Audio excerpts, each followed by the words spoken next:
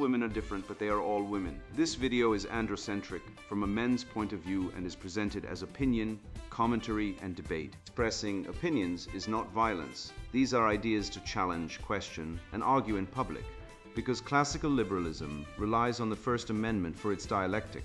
If you are a feminist, then consider this. If patriarchy truly existed as claimed, feminism could not. And if all men are trash and women are equal to men, then what are we to conclude? Women will die for their children, men will die for their wives and children, and God chose to die for all mankind. Authority rolls up with responsibility. If this framing of facts offends you, click off to a cute cat video. Proceeding further will expose you to gamma bias and criticism directed at ideas, claims, institutions, not at any individual's virtue or dignity. Our method follows the 7 liberal arts, the trivium, grammar, logic, rhetoric, and the quadrivium, arithmetic, geometry, music, and astronomy. If this framework is not for you, feel free to exit now. It's no disgrace. Women are wonderful. God bless America. Men are great. Womansplaining, How Women Manipulate Insufferably, written by Conrad Riker. Available now. Links in description. The Man Who Thinks Is Already Dead. How Feminism, Marxism, and the Cult of Female Emotion Murdered Reason.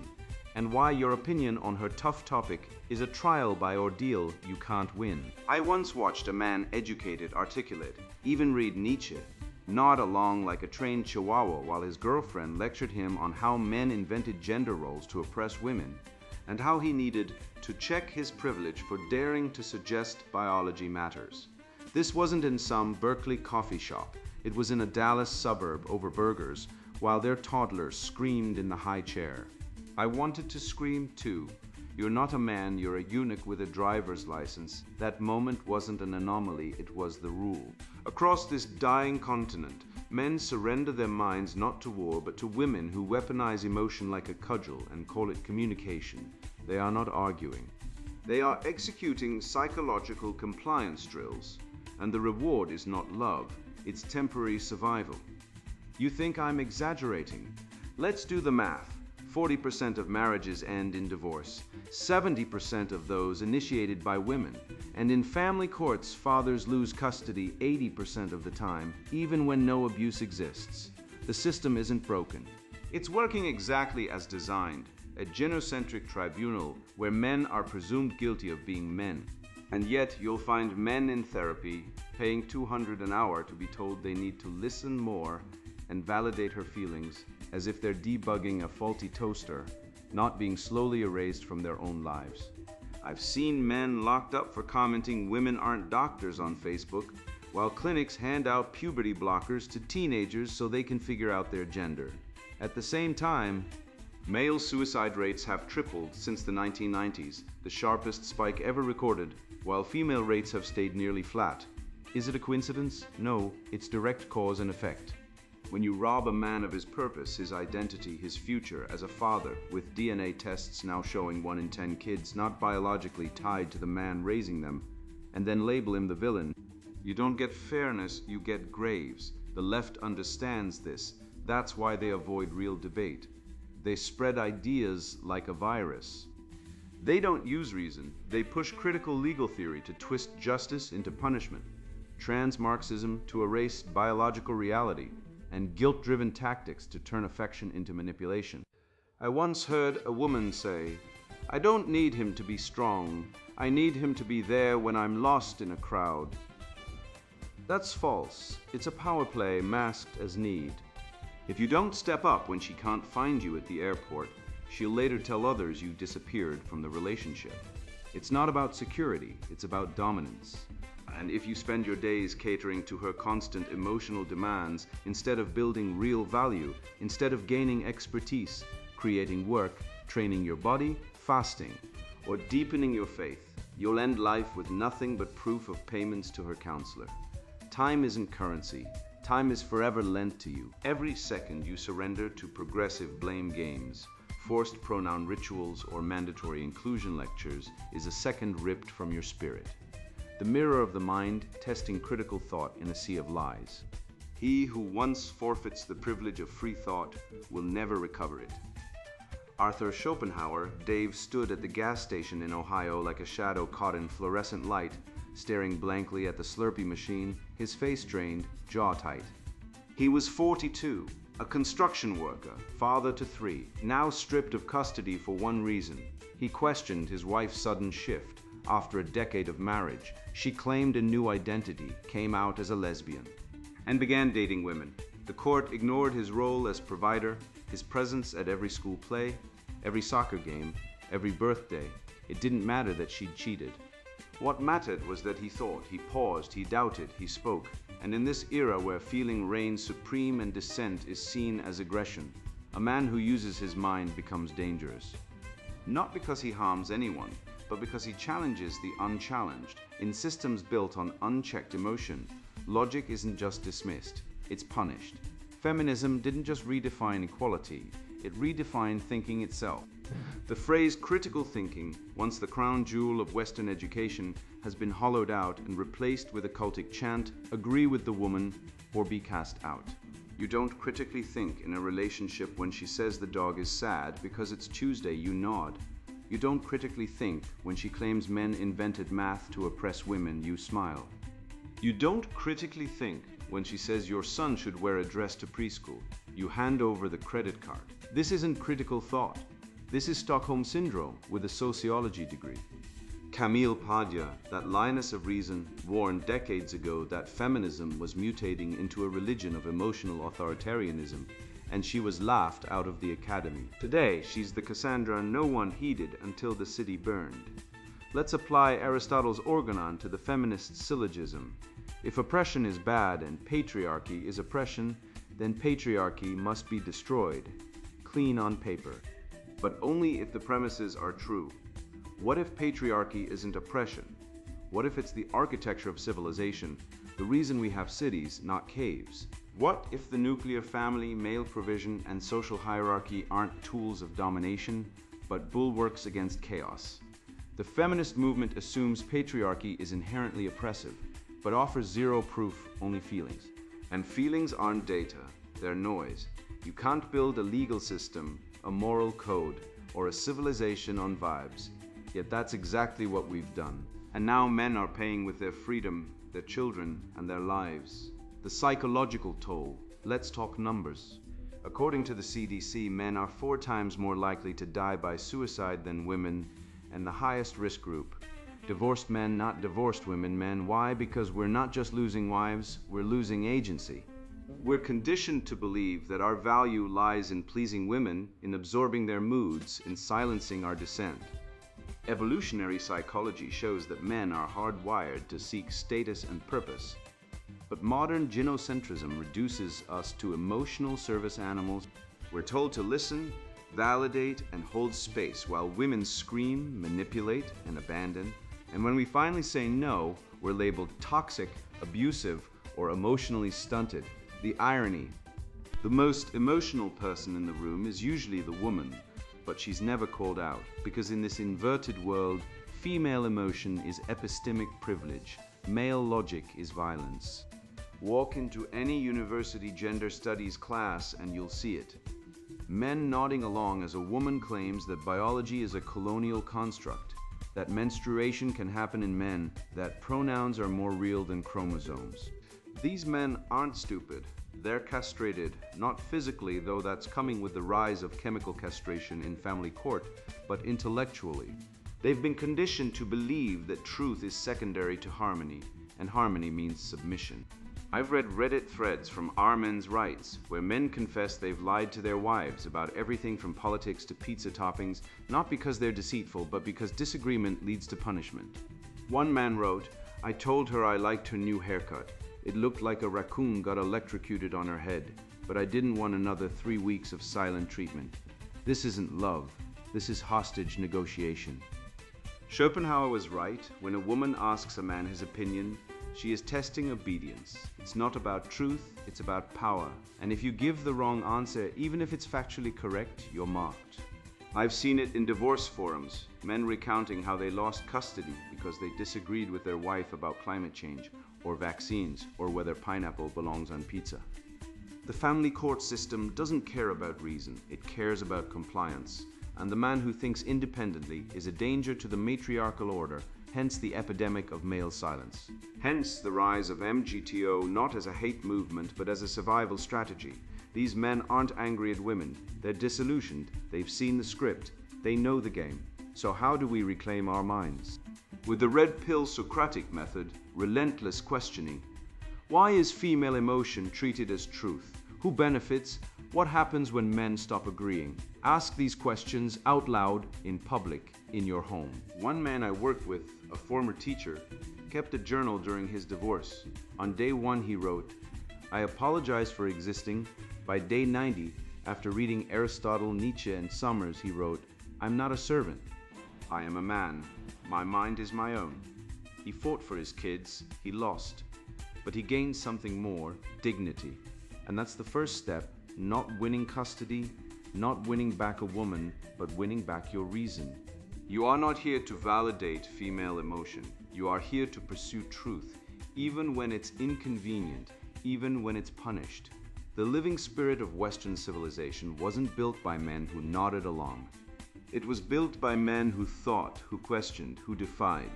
From Socrates drinking hemlock rather than recant, to Galileo saying "I per si muove," to Solzhenitsyn speaking truth in the Gulag, the canon of greatness is written in defiance of lies. And today's lies are dressed up as compassion, inclusion, and empathy. Don't be fooled. The most oppressive regimes always wear kind faces, and the soft tyranny of female emotional dominance is no different. Break the spell. Reclaim your mind, or die a quiet death in a slurpy aisle, wondering what happened to your soul. I once believed I was the problem, that if I just listened more, agreed more, suppressed my instincts more, I'd finally be loved, accepted, included. But after years of watching women weaponize emotion, academia peddle lies, and men kneel like eunuchs in the court of feminist absurdity, I realized the rot wasn't in me, it was in the system. The truth isn't negotiable, and sanity doesn't bend to feelings. So I stopped playing the game. And now, every time I hear a grown man referred to as a pregnant person, or a little girl told she can't define woman by biology, I see the same mechanism at work.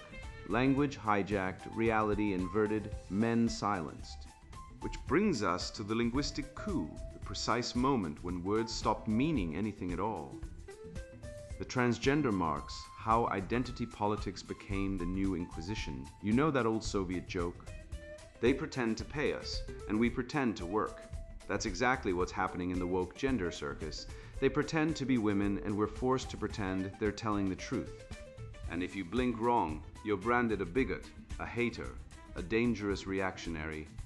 But let me tell you something, brother. When a 6'4", 250-pound man with a beard walks into a women's restroom claiming he's a woman internally, and the university administration backs him, while you get expelled for using the word biological female, that isn't progress. That's tyranny wearing a rainbow tutu. Language is not a playground for deranged ideologues, it's the architecture of reality. Wittgenstein warned us, the limits of my language mean the limits of my world. When Marxists hijack words like woman, sex, and body, they aren't expanding understanding, they're collapsing meaning. A woman is no longer defined by biology, but by self-identification, which means the word now means nothing. It's like redefining prime number to include even numbers, and then wondering why your rocket explodes. You can't build civilization on linguistic quicksand, and yet that's precisely what the trans activists are doing, not to liberate, but to obfuscate, to control. When language breaks, reason dies, and brute force or bureaucratic decree takes over. That's not liberation, that's the soft coup of the mind. Look at what they're doing to our children. In California's Oakland Unified School District, kindergartners are handed the gender unicorn, a rainbow-colored diagram asking 5-year-olds to pick their gender identity, gender expression, sex assigned at birth, attraction to others, and emotional attraction. Let that sink in. We're asking toddlers to sexualize themselves before they can tie their shoes. In British Columbia, schools are told to keep a child's gender journey secret from parents. Yes, that's right. The state is legally empowered to lie to mothers and fathers while their kids are dosed with puberty blockers. These drugs, like Lupron, chemically castrate children, halting bone density growth, sterilizing them, and causing permanent brain fog. And for what? So, some gender studies professor can publish another paper on queer performativity. This isn't healthcare. This is child abuse dressed up as affirmation. And follow the money, always follow the money. The US spent $4.5 billion on gender-affirming care in 2023 alone. AbbVie, Endo, pharmaceuticals, and other drug conglomerates are raking in billions from puberty blockers and cross-sex hormones. Meanwhile, universities are launching entire departments, gender studies, queer theory, transdisciplinarity, all funded by taxpayer dollars and staffed by ideologues who couldn't pass a logic exam if their lives depended on it. These departments don't produce engineers, doctors, or builders. They produce agitators, grievance mongers, and ideological shock troops. They're not educating, they're indoctrinating. And the end product? A generation of men and women who can't tell the difference between a uterus and a political statement. This is not about compassion, it's about possession. I call it ideological possession. The moment a person ceases to be an individual and becomes a mouthpiece for Marxist dogma. Their thoughts, their speech, their identity, all hijacked by a political virus. Take Keira Bell, a British woman who was pushed into medical transition at 16 by the NHS Gender Identity Development Service. She was struggling with trauma, autism, and depression, but instead of therapy, they gave her hormones and surgery. She sued the NHS, saying they failed to explore her psychological issues and treated her like a checklist. She's not alone. Detransitioners are rising, and their stories are being erased, silenced, or mocked by the very institutions that pushed them into irreversible procedures. But their pain is real, and their regret. That's the tax we all pay for ideological fanaticism. Let me tell you about a young man at the University of Vermont. Let's call him James, though that's not his real name. He was told that a non-binary student demanded everyone use they/them pronouns and insisted on using the women's restroom. James reasonably objected, not out of hatred, but because he believed in biological reality and women's privacy. He referred to the student by their birth name once, dead naming, and was hauled before a campus tribunal. He was forced to attend sensitivity training, write an apology letter, and was threatened with expulsion. Meanwhile, the non-binary student, a biological male, continued using the women's locker room. That's not justice. That's inversion. That's critical theory in action, oppressor and oppressed flipped, truth sacrificed at the altar of narrative. And where did this madness come from? Follow the thread. Marx said the struggle is economic bourgeoisie versus proletariat. Then the Frankfurt School, Adorno, Marcuse said, no, the struggle is cultural. Then Judith Butler came along and said, actually, gender is a performance, reducing biology to a costume change. Then Kate Bornstein declared, I'm not a woman, I'm post-gender, and the floodgates opened. Now we're told that sex is a spectrum, that men can menstruate, that pronouns are sacred, and that dissent is violence. This isn't evolution, it's devolution. It's the same old Marxist hatred of the natural order, repackaged with glitter and gender pronouns. The goal isn't inclusion, it's destruction. Of the family, of biology, of truth itself. The Judeo-Christian tradition teaches that the body is sacred. Do you not know that your body is a temple of the Holy Spirit? 1 Corinthians 6:19. But the Gnostic left, the new Puritans in rainbow robes, hate the body. They see it as a prison, a social construct, a limitation to be escaped. They'd rather live in a virtual identity than accept the gift of their physical being. C.S. Lewis saw this coming in the abolition of man. He called it men without chests, hollowed out by sentiment and severed from objective truth. And now we're living in that world, where a man can claim to be a woman can claim to be a dragon, and if you disagree, you're a fascist. But nature doesn't care about your pronouns, biology doesn't negotiate, and reality always bats last. So what's the remedy? Virtue, courage to speak the truth, temperance in the face of hysteria, justice that defends the weak, not the ideologically aggressive, and prudence, the wisdom to see through the lies. Study the great books, read Aristotle, Aquinas, Shakespeare, Dostoevsky. They knew human nature not as a malleable social construct, but as a fallen, glorious, tragic thing that needs discipline, not delusion. Reject the feminist lie that men are toxic. Reject the Marxist lie that biology is oppression. And reject the cowardice of the institutions that let this insanity flourish. You are not a bigot for believing in reality. You are not a hater for defending truth. You are a man or striving to be one, and the world needs men who can see, speak, and stand, not sheep in pronoun collars, not eunuchs of thought, men with spines, with logic, with laughter, with the unshakable knowledge that a woman is a female human being, and no amount of ideological gaslighting will ever change that. I have watched the law, once a fortress of reason and a shield for the innocent, twisted into a cudgel wielded by ideologues who cloak vengeance in virtue. And I realize the rot runs deeper than courtroom rulings. It festers in the very philosophy that now passes for legal thought, where justice is no longer blind but glaringly biased in service of a revolutionary agenda disguised as progress. The law of the lie, how critical legal theory weaponizes justice. The law is reason, free from passion. Aristotle, and that is precisely why the left hates it.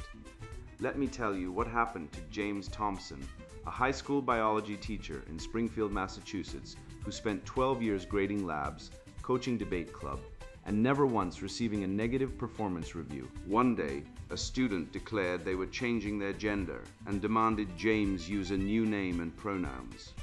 James, a man of principle and not political cowardice, politely declined, not out of malice, but because he believed in biological reality and didn't want to participate in a lie that would confuse children. Within 72 hours, he was suspended. Within 2 weeks, fired. The school board cited failure to create an inclusive environment. Inclusive. Since when did inclusion mean compulsory affirmation of insanity? Since critical legal theory rewrote the rules not to uphold justice, but to enforce ideological conformity. This isn't law. This is lawfare, and it's being used like a cudgel against men who dare to speak truth. Critical legal theory is not theory. It's terrorism disguised as jurisprudence.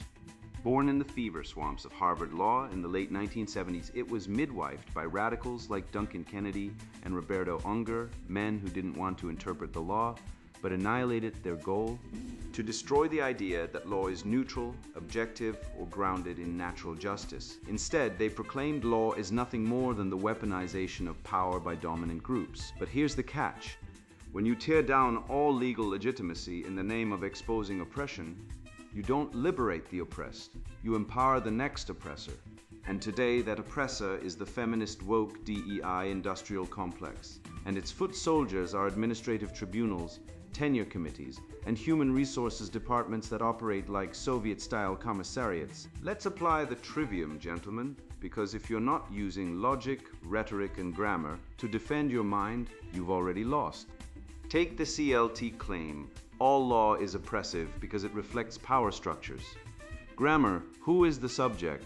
All law, predicate, is oppressive. Why? Because it reflects power structures. Now apply logic. If all law is oppressive, then so is the law protecting you from being murdered or your property from theft. Does that make sense? No.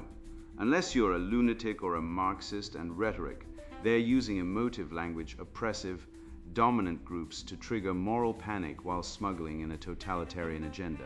The remedy, natural law. The unchanging moral order discovered by reason, articulated by Aquinas, enshrined by Blackstone, and used for centuries to protect men's rights to life, liberty, property, and the pursuit of happiness against arbitrary rule. That system worked until the 1970s, when gynocentric sentimentality and Marxist resentment began hijacking the courts. I call it the legal red pill audit, a mental checklist every man must run when the state comes knocking. Ask, is this law protecting my rights or punishing my beliefs? Is due process being followed or bypassed for ideological convenience? Are facts being judged or am I being convicted for dissent?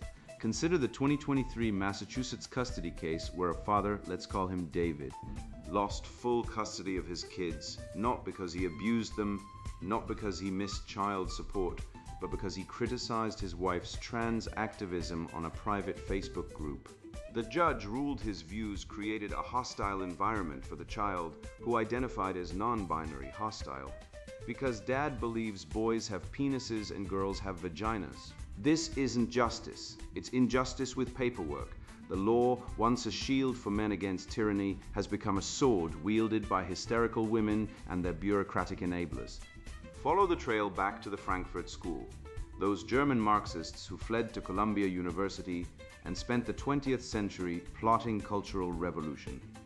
Adorno, Marcuse, Horkheimer, they knew they couldn't win through economics, so they shifted to culture. Destroy the family, Marcuse said. Undermine authority, invert values. And what is critical legal theory if not the legal arm of that strategy? It's no accident that DEI mandates now infect every law firm, bar association, and judicial training program. The American Bar Association, once a defender of legal integrity, now requires diversity statements, loyalty oaths to leftist ideology, just to sit for the bar exam. This is not law. This is thought crime enforcement. And who suffers? Men, fathers, teachers, entrepreneurs. Anyone who refuses to kneel before the altar of female feelings and transgender delusion. Let's talk numbers, because facts are the kryptonite of ideology. According to the Alliance Defending Freedom, over 60% of religious liberty cases in the past decade involve men being punished for refusing to affirm gender ideology. FIRE reports that 75% of campus speech suppression cases target male students and faculty. Meanwhile, in family courts, the most grotesque perversion of law in human history, men lose custody 70% of the time, despite equal or better parenting records. Why? Because the system assumes women are victims and men are suspects. This isn't justice, it's gynocentric bias codified into law. And with abortion rates exceeding 900,000 per year in the US, mostly by women choosing to end male procreated life without consultation, we see the full pattern. Women weaponize emotion, the state weaponizes law, and men are left disarmed, disenfranchised, and discarded. I'll leave you with this. The law was never meant to validate feelings. It was meant to restrain violence, enforce contracts, and protect rights. When we replace truth with trauma, evidence with emotion, and justice with vengeance, we don't create fairness, we create chaos. And in that chaos, only one class thrives: the professional victim class, led by women and their ideological enablers. Wake up, audit every legal demand with the trivium, defend natural law, reject the lie. Because if we don't restore law as the guardian of truth, it will remain the executioner of men. I learned this the hard way through betrayal, silence, and the slow suffocation of my own schedule by women who called it care, while draining me of every hour I owed to my craft, my health, my God. I once spent 72 minutes on a check-in call with a woman who later ghosted me for 3 weeks, then demanded another hour-long therapy session to process the distance. That's not love, that's time predation. And it's not accidental, it's programmed into the feminist curriculum. Extract male time wasted on emotional theater, then weaponize the fatigue against him when he dares resist. I now guard my minutes like a monk guards his vows, because I've seen what happens when a man surrenders his hours. He wakes up at 47, childless, broken, and wondering why his life built nothing, while others built empires from the time he gave away like alms to a beggar queen. The primacy of time, why a man's hours are his soul. Time is the coin of your life, wrote Henry David Thoreau. It is the only coin you have, and only you can determine how it will be spent. I once watched a man in a Barcelona nightclub stand like a statue while his date, dressed like a fallen Valkyrie in sequins and spite, disappeared into the crowd for 23 minutes. He didn't follow, he didn't check. He didn't do anything, just sipped his drink like a neutered eunuch guarding a harem he couldn't enter. Later in the Uber, she snapped. I felt so unsafe, her voice dripping with the moral authority of a papal indictment. Unsafe? She wasn't assaulted, she wasn't lost. She orchestrated the separation, she wanted to see if he would chase. This is not an accident.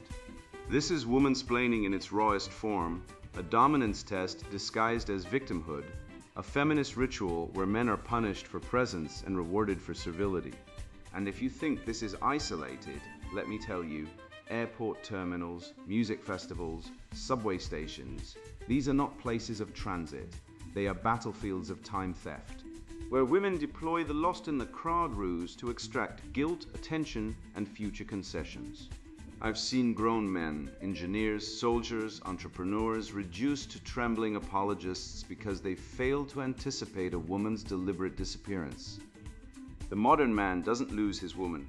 He loses his time, and with it, his soul. You are not given time.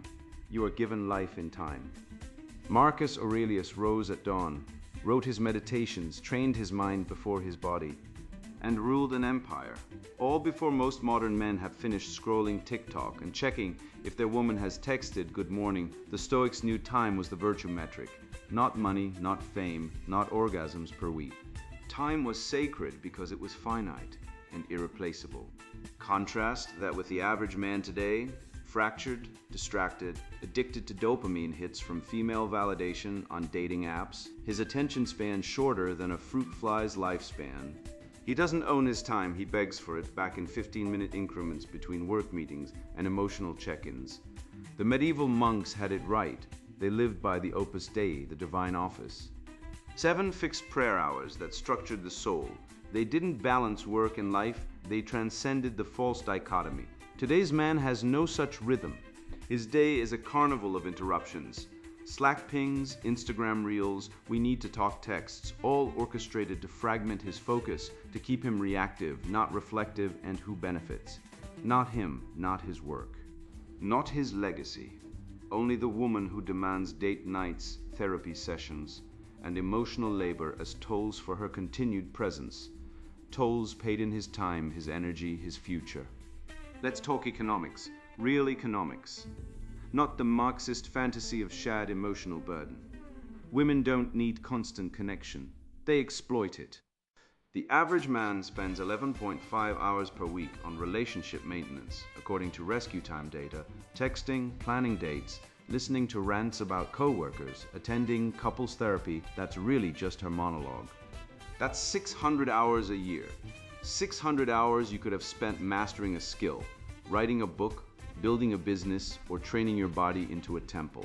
Instead, it's vaporized in the furnace of female emotional consumption.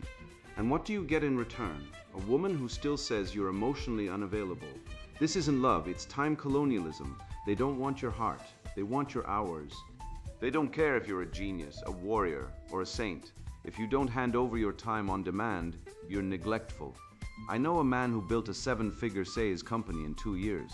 His wife left him, not because he was abusive, not because he cheated, but because he wasn't present.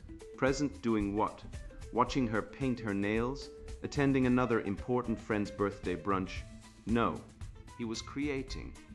And creation terrifies the parasitic feminine psyche because it cannot control it, consume it, or claim it. So I invented the Time Sovereignty Index, a brutal audit for men to reclaim their lives. Every hour of your day falls into one of 4 categories: creation, consumption, coercion, or connection. Creation is building, making, producing, writing code, lifting weights, composing music. Consumption is Netflix, porn, social media, time stolen from you. Coercion is forced obligations, HR trainings, family court hearings, mandatory fun office parties. Connection is real relationships, your children, your brothers, your mentors. Most men's logs are horrifying.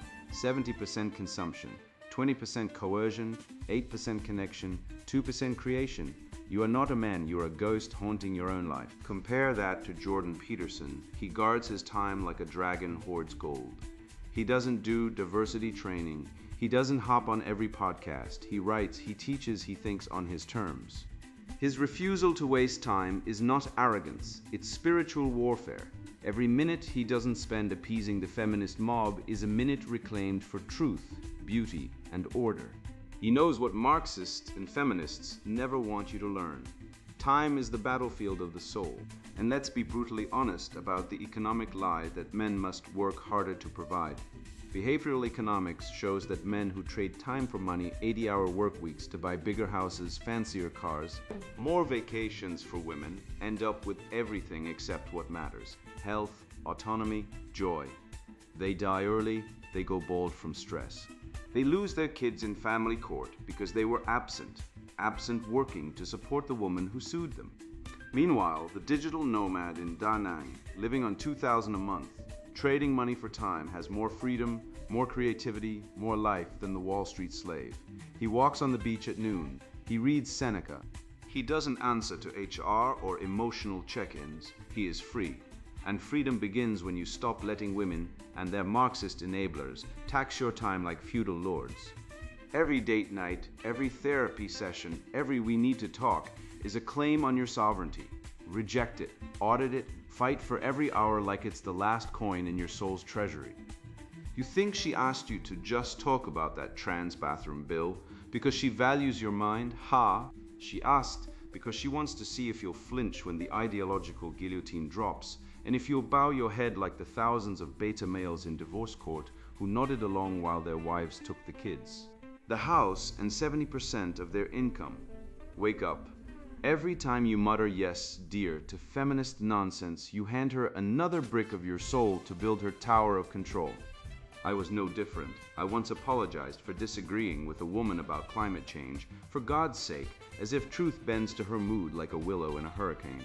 But then I read Schopenhauer's line, "Woman is the incarnation of unreason." Not cruel, not misogynistic, just zoological fact.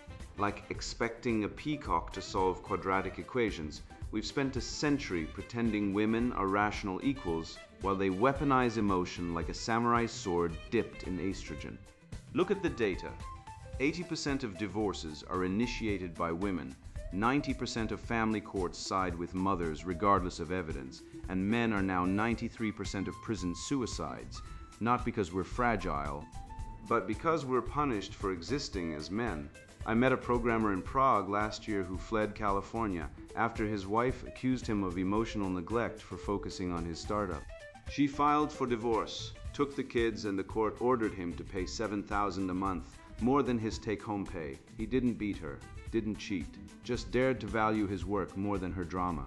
Meanwhile, women abort 250,000 male fetuses annually in India, and China just for being boys, selective infanticide not from poverty but preference.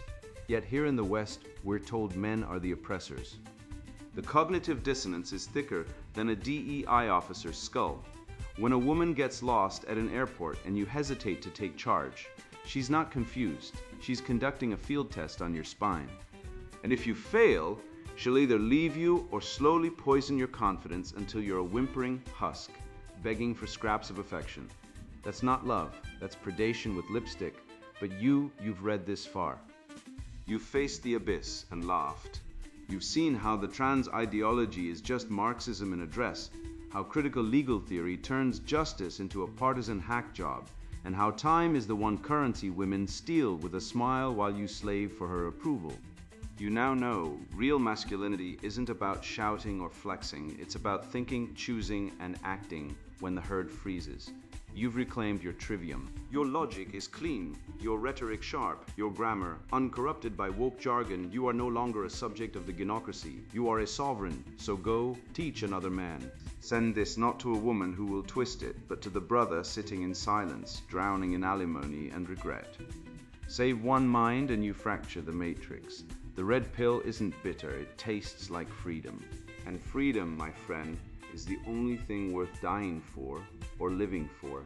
And now the sponsored book introduction, Womansplaining, How Women Manipulate Insufferably. You're reading this because something feels off.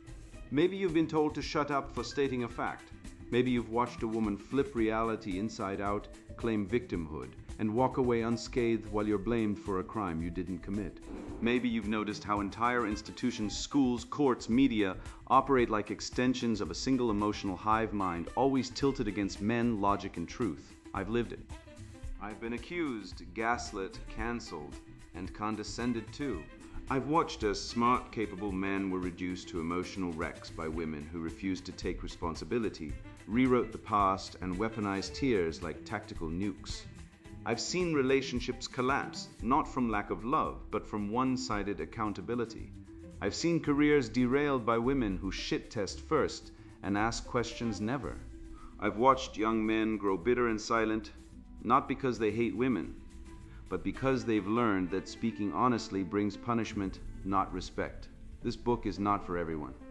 If you're a woman who believes your emotions are facts, or a man who thinks agreeing with women will earn you love or safety, close this book now. Go watch a rom-com. Scroll TikTok. Drink the Kool-Aid. This is not for you. This book is for men who are awake. Men who've been red-pilled by life, not the internet. Men who see the rot in the culture and want to understand it, not to hate women, but to survive them. Men who value logic over feelings, truth over comfort, and merit over identity. This book is for those who've had enough of being told they're toxic for being competent, selfish for setting boundaries, or oppressive for existing. It's for men who want to reclaim their minds, their relationships, and their future. What you're about to read is not theory, it's autopsy. We dissect the female psyche not to demonize, but to diagnose. We trace how maternal instinct, when repressed, distorted, or weaponized, becomes leftism. We show how emotional reasoning replaces logic, how victimhood is monetized, how gossip and shame form the backbone of social control. You'll learn why women groupthink, why they deny reality, why they attack insight, and why they demand power while refusing responsibility. We expose how the hive mind operates through silence, through sisterhood, through performative outrage. We document the death of accountability in law, love, and life.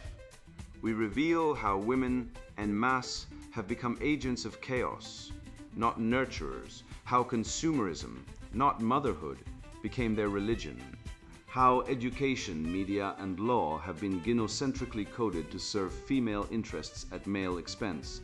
This is not a self-help book, it's a war manual. You'll learn how to spot manipulation before it lands, how to stop being shit-tested into silence, how to disengage from cry-bullying and gaslighting, how to protect your mind, your wallet, and your future from the emotional roller coaster of modern womanhood.